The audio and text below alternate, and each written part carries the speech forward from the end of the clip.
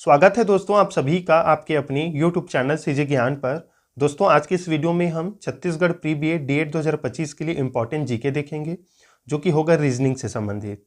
और ये रीजनिंग का टॉपिक होगा दोस्तों आपका संकेत व प्रतीक, सिंबल एंड नोटेशन, जो कि महत्वपूर्ण टॉपिक है क्योंकि प्री बीएड हो या डीएड हो, इस टॉपिक से 1 या 2 प्रश्न आपके एग्जाम में देखने को मिलता है।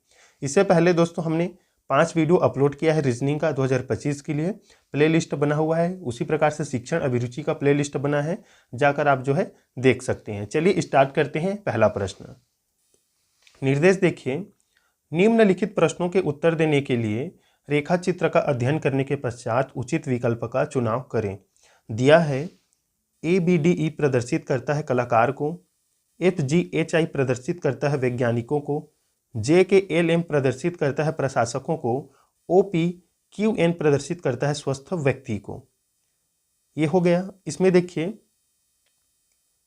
ये जो है इसी को बताया गया है, ये जितने प्रदर्शित करते हैं कलाकार हो, वैज्ञानिक है, स्वस्थ व्यक्ति है, इसको। प्रश्न है, प्रश्न देखते हैं। प्रश्न में पूछा गया है वैज्ञानिक जो कलाकार भी हैं लेकिन स्वस्थ नहीं है किस क्षेत्र से संबंधित है?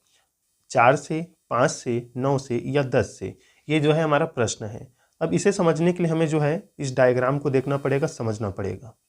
तो ध्यान से देखिए, इसमें हमें पूछा गया है प्रश्न में वैज्ञानिक जो कलाकार हैं लेकिन स्वस्थ नहीं है, तो वैज्ञानिक के लिए क्या है इसमें? तो FGHI है, FGHI। तो इसके अंदर जो भी आएगा वही जो अंक होगा। फिर इसमें बोला गया है जो कलाकार भी हैं, तो कलाकार के लिए जो है ABDE दिया है, तो ABDE। अब इसके अंतर्गत जो रहेगा वही भी संख्या होगा। प्रश्न में बोला गया है जो स्वस्थ नहीं है, तो स्वस्थ के लिए क्या इसमें जो है डायग्राम बना है?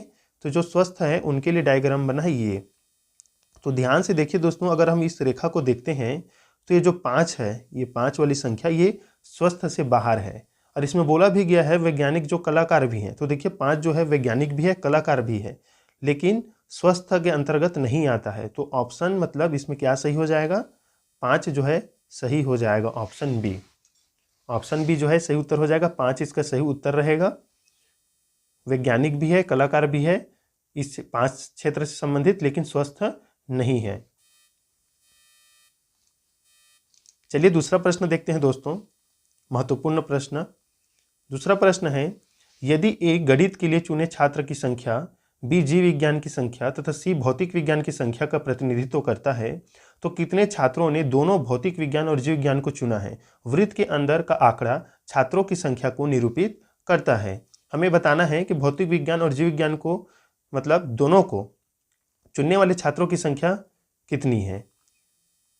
तो देखिए डायग्राम से स्पष्ट प्रतीत होता है दोस्तों, जीव विज्ञान को चुनने वाले की संख्या क्या है? 20 है।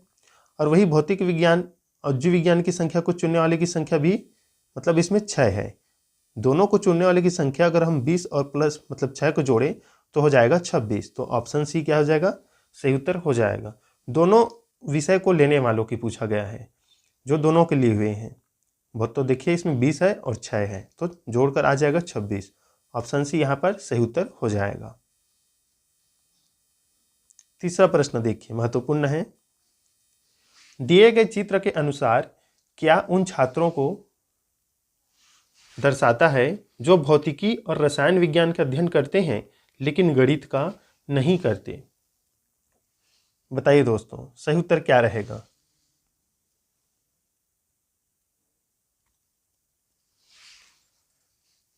जो फिजिक्स का अध्ययन करते हैं, केमिस्ट्री का अध्ययन करते हैं, लेकिन मैथ्स का या मैथमेटिक्स का अध्ययन नहीं करते।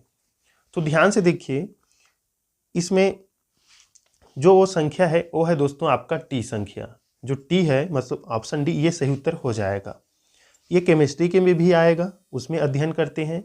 फिजिक्स वाले भी टी मतलब उसमें अध्ययन करते हैं, लेकिन जो मैथ्स वाले हैं उसमें नहीं आता है टी। तो इस प्रकार से जो ये टी वाले हैं यही इसका है राइट आंसर। ऑप्शन डी सही उत्तर हो जाएगा। देखिए निर्देश पढ़ते हैं इसमें। 4 और 5 प्रश्न के लिए है ये। निम्न चित्र में छोटा त्रिकोण शिक्षकों को दर्शाता है, बड़ा त्रिकोण राजनीतिज्ञों को, वृत्त स्नातकों को और वर्ग जो है संसद सदस्यों को दर्शाता है। चित्र में विभिन्न क्षेत्रों को अंग्रेजी वर्णमाला के अक्षरों द्वारा दर्शाया गया है। तो देखिए ये जो है दर्शाया गया है, इसमें बोला भी गया है कौन शिक्षक है, वृत्त क्या है, वर्ग क्या है, आयत क्या है, सब बताया गया है। इसमें हमें प्रश्न पर ध्यान देना है। प्रश्न इसमें बोला गया है, निम्नलिखित में से कौन से राजनीतिज्ञ न तो शिक्षक है और न ही स्नातक। न तो वो राजनीतिज्ञ है न ही शिक्षक है, नहीं, जो राजनीतिज्ञ है लेकिन न तो शिक्षक है और न ही स्नातक है, हमें बताना है।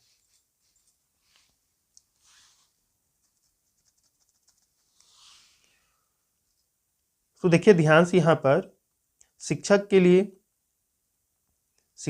किसका प्रयोग किया गया है, यहां पर त्रिभुज का, छोटा त्रिभुज का प्रयोग किया गया है और स्नातक के लिए वृत्त का प्रयोग किया गया है। अब हमें देखना है ऐसा जो बड़ा त्रिभुज के अंतर्गत तो है लेकिन इन दोनों के अंतर्गत नहीं आता। राजनीतिज्ञ तो है लेकिन शिक्षक नहीं है और न ही स्नातक। तो इसमें आप ध्यान से देखिए, ये एल जो है या राजनीति के अंतर्गत तो है लेकिन शिक्षक और स्नातक के अंतर्गत नहीं है, तो एक तो एल हो गया। दूसरा ध्यान से देखिए,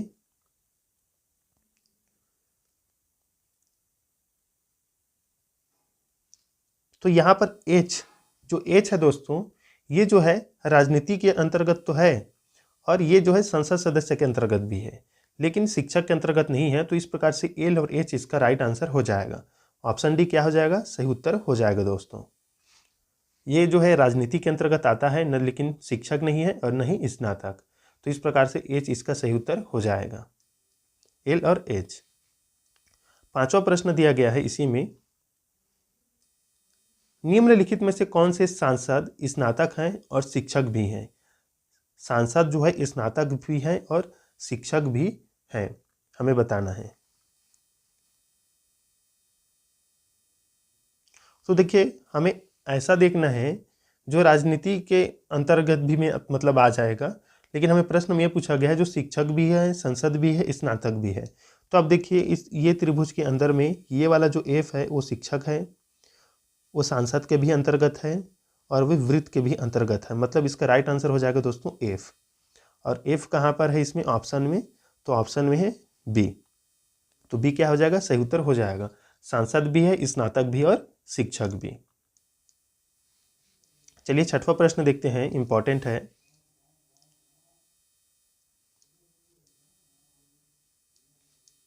कौन सी दो संख्याएं समान श्रेणी को दर्शाती है।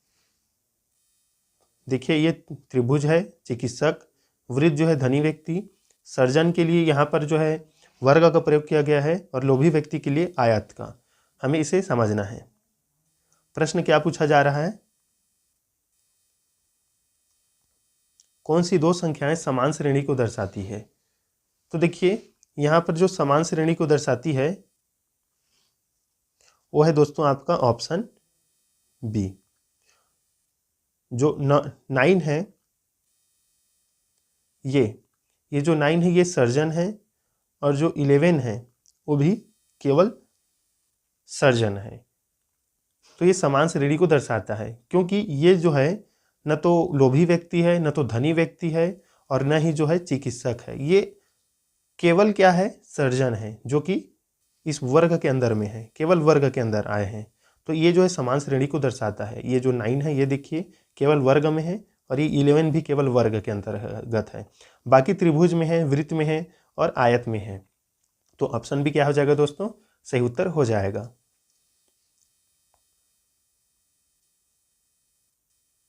सातवां प्रश्न देखिए, महत्वपूर्ण है। निम्न वेन आरेख में उस संख्या की पहचान कीजिए जो उन डॉक्टरों को दर्शाती है जो तैराक भी हैं और नर्तक भी। देखिए तैराक के लिए ये वाला डायग्राम, डॉक्टर के लिए ये और नर्तक के लिए ये है।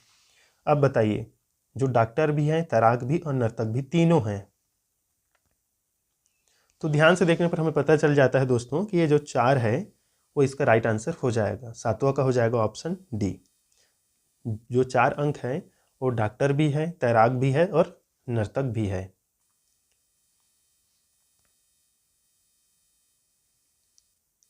आठवां प्रश्न देखिए, निम्नलिखित आरेख में आयत पुरुषों को, वृत्त शहरी लोगों को, वर्ग शिक्षित को दर्शाता है, कौन सा क्षेत्र शिक्षित शहरी पुरुषों को दर्शाता है, मतलब तीनों शिक्षित शहरी पुरुषों को दर्शाता है, तीनों को दर्शाता है।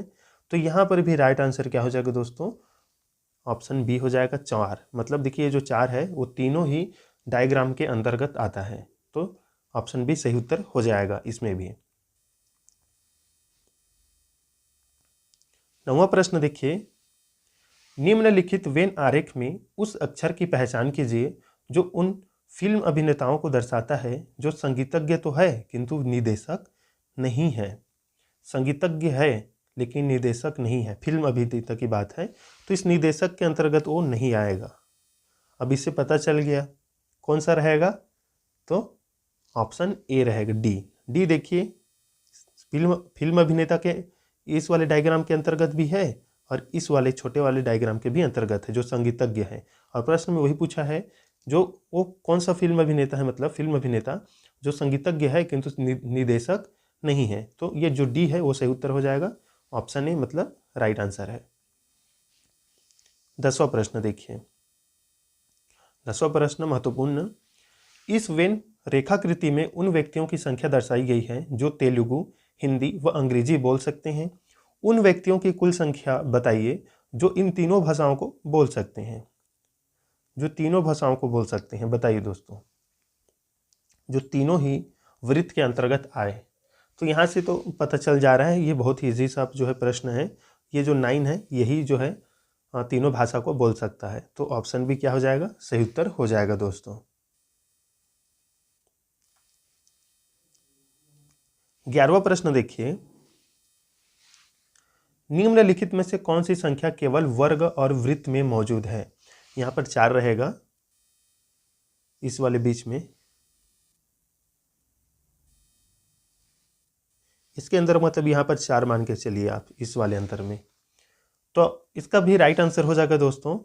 केवल वर्ग में है और वृत्त में है पूछा जा रहा है, तो ये वृत्त हो गया और ये वर्ग हो गया, तो इसमें जो ये 4 है मतलब ऑप्शन बी सही उत्तर हो जाएगा, ऑप्शन बी राइट आंसर होगा। यहाँ पर छपा नहीं है 4, यहाँ पर आप मान लीजिए ऑप्शन बी ये जो है सही उत्तर रहेगा, क्योंकि ये 1 है, 2 है, 3 है, यहाँ पर 4 है, यहाँ पर 5 है, तो ऑप्शन बी क्या होगा, सही उत्तर हो जाएगा दोस्तों। ये वेन आरेख से संबंधित है। कौन सी आकृति कंप्यूटर, इंटरनेट और सूचना संचार प्रौद्योगिकी को दर्शाता है, तो इसमें राइट आंसर हो जाएगा दोस्तों ऑप्शन बी, ये हो गया सूचना संचार, और सूचना संचार के अंतर्गत ही आता है इंटरनेट और कंप्यूटर, तो ऑप्शन बी क्या हो जाएगा, सही उत्तर हो जाएगा। ये अभी जो इससे पहले वीडियो कराए थे उसमें ये जो टॉपिक है वेन डायग्राम उससे संबंधित है। 13 प्रश्न देखिए, नीचे दी गई आकृति में वृत्त का अर्थ बुद्धिमान है, वर्ग का परिश्रमी, त्रिभुज का स्नातकोत्तर और आयत का वफादार कर्मचारी है। आकृति का अध्ययन करें और निम्नलिखित प्रश्न का उत्तर दें। कर्मचारी जो बुद्धिमान, परिश्रमी और वफादार है किंतु स्नातकोत्तर नहीं है, उन्हें किस रूप से निरूपित किया जाएगा, कौन से अंक से ये बोला जा रहा है, मतलब हमें स्नातकोत्तर को हटा देना है और कौन सा कर्मचारी जो है बुद्धिमान है, परिश्रमी और वफादार है, ये 4 हैं लेकिन स्नातकोत्तर नहीं है, तो स्नातकोत्तर को त्रिभुज से दर्शाया गया है, इस त्रिभुज से दोस्तों। तो देखिए यहाँ पर से हमें सीधा दिखाई दे रहा है, इसमें राइट आंसर क्या रहेगा,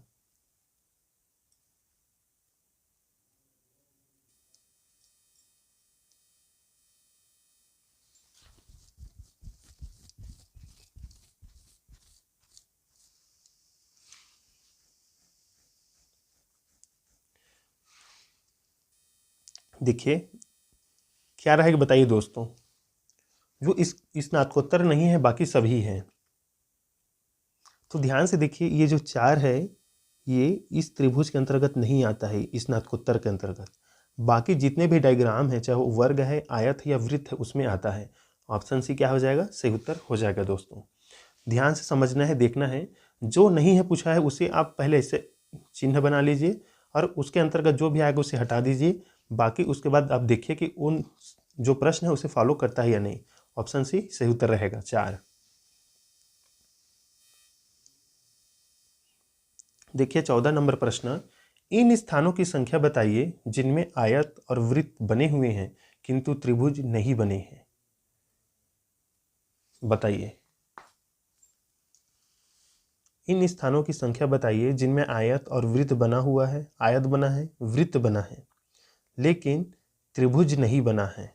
बताइए दोस्तों कौन सा रहेगा।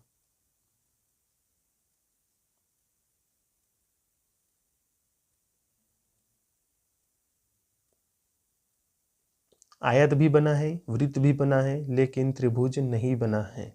तो देखिए वो संख्या क्या है दोस्तों, आपका केवल 4 है। इसमें भी राइट आंसर हो जाएगा ऑप्शन डी।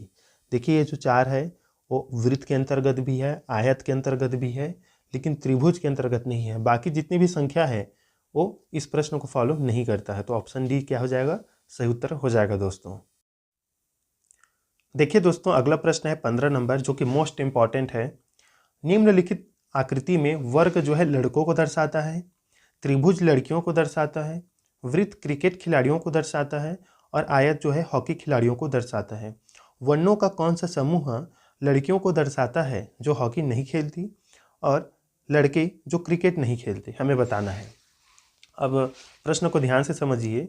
जो ये वाला है ये जो है लड़कों को दर्शाता है, ये जो त्रिभुज है ये लड़कियों को दर्शाता है, ये जो वृत्त है अंदर में ये वाला वृत्त ये जो है आपका क्रिकेट खिलाड़ियों को दर्शाता है, और ये जो आयत है छोटा सा बना है ये दर्शाता है आपको हॉकी खिलाड़ियों को, हॉकी खिलाड़ियों को। अब इसमें प्रश्न में ये पूछा गया है कि कौन सा समूह लड़कियों को दर्शाता है जो हॉकी नहीं खेलती हैं। तो देखिए ध्यान से देखिए, हॉकी के लिए ये जो बना है आयत, हॉकी के लिए बना है ये आयत छोटा सा आर और टी। तो ध्यान से देखिए ये जो क्यू है और ये यू है ये जो है लड़की के अंतर्गत है, मतलब त्रिभुज के अंतर्गत है, और ये जो है हॉकी नहीं खेलती है, मतलब ये छोटा वाला आयत। तो क्या हो जाएगा, यू हो जाएगा और क्यू हो जाएगा। वे लड़कियां मतलब यू और क्यू हैं जो हॉकी नहीं खेलती है। इतना तो हो गया यू और क्यू।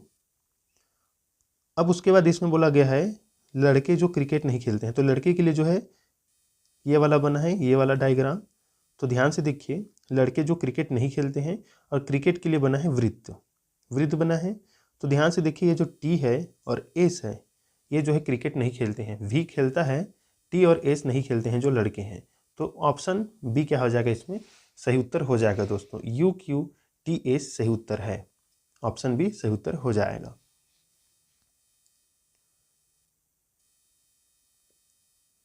देखिए 16 नंबर प्रश्न का जो है आंसर दोस्तों आप सभी कमेंट करके बताइएगा सही उत्तर क्या रहेगा। इसका आंसर जो है आपको कमेंट में देना है। 16 नंबर का बना कर देखिएगा, मैं बताऊंगा कमेंट में राइट आंसर है या नहीं। 17 नंबर प्रश्न देखते हैं। नीचे दी गई आकृति में त्रिभुज जो है शिक्षितों को दर्शाता है, वर्ग नौकरीशुदाओं को और वृत्त जो है युवाओं को दर्शाता है। आकृति के विभिन्न भागों में संख्याएं व्यक्तियों की संख्या का संकेत देती है।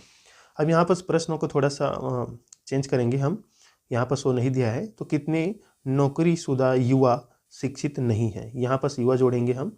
कितने नौकरीशुदा युवा शिक्षित नहीं है। ऑप्शन के आधार पर मैं ये जो है प्रश्न के यहाँ पर चेंज कर रहा हूँ। 6 दिया है, 4, 5 और 7। तो देखिए दोस्तों 17 का जो राइट आंसर हो जाएगा वो हो जाएगा आपका ऑप्शन डी 7। ये जो 7 है यही इसमें राइट आंसर रहेगा। कितने नौकरीशुदा युवा शिक्षित नहीं है, तो ये जो 7 है वो शिक्षित के अंतर्गत नहीं आ रहा है, जो त्रिभुज है वो शिक्षित है। तो ऑप्शन के आधार पर जो है डी 7 सही उत्तर हो जाएगा। अगर हम केवल इसी प्रश्न को देखें, कितने नौकरीशुदा शिक्षित नहीं है, कितने नौकरीशुदा जो है वो शिक्षित नहीं है, तो क्या आ जाएगा, इसमें 11 आ जाएगा। लेकिन ऑप्शन में 11 नहीं, इसलिए मैं आपको प्रश्न को थोड़ा यहाँ पर युवा जोड़कर 7 को लिया हूँ, और जो ये प्रश्न लिया हूँ उसमें से भी इसे ऑप्शन डी 7 को ही आंसर लिया गया है। तो इसी आधार पर ऑप्शन डी जो है सही उत्तर हो जाएगा। देखिए दोस्तों अगला प्रश्न है जो कि मोस्ट इंपॉर्टेंट है, 18 नंबर। निम्न आरेख को सही तरह से समझो। प्रश्न है अंग्रेजी, हिंदी और गणित विषयों की परीक्षा के लिए 500 प्रत्याशी हाजिर हुए। कम से कम 2 विषय में फेल होने वाले प्रत्याशियों का प्रतिशत कितना होगा। कम से कम 2 विषय बोला जा रहा है और विषय की संख्या 3 दिया गया है। तो अगर हम समझें तो तीनों विषय में जो है फेल होने की संभावना है, क्योंकि प्रश्न में कम से कम 2 विषय बोला गया है। तो देख लेते हैं 2 विषय में फेल होने वाले विद्यार्थियों की संख्या कितनी है। तो अगर हम अंग्रेजी और हिंदी वाले देखें तो ये इसमें फेल होने वाले की संख्या कितनी है, 10 है। अगर अंग्रेजी और गणित का देखें तो इसमें 12 है। अगर गणित और हिंदी का देखें तो इसमें 12 है। इस प्रकार से हो गया। अब ध्यान से देखिए 3 विषय में फेल होने वाले की संख्या कितनी होगी। तो ध्यान से देखिए तीनों विषय में फेल होने वाले की संख्या है 5, बीच में 5 है तो इसमें 5 ऐड कर देते हैं। जुड़ने पर आ जाएगा आपका 39, 39 आ जाएगा। अब ये जो 500 प्रत्याशी दिया गया है उसमें हम इसे भाग कर देते हैं 100 के साथ, तो 0 से 0 कट जाएगा। तो इस प्रकार से 5 सत्ते जो है 35, तो ये 7.9 आएगा, 5 नहीं 45। इस प्रकार से तो 7.9 जो है वो ऑप्शन में आपको दिखाई देगा, यहाँ पर ऑप्शन डी। 7.8 दिया है लेकिन आपका यही मतलब ऑप्शन जो है करीब है, तो ऑप्शन डी क्या हो जाएगा, सही उत्तर हो जाएगा। मतलब इसका राइट आंसर है 7.8, ऑप्शन डी सही उत्तर रहेगा। 19 नंबर प्रश्न देखिए,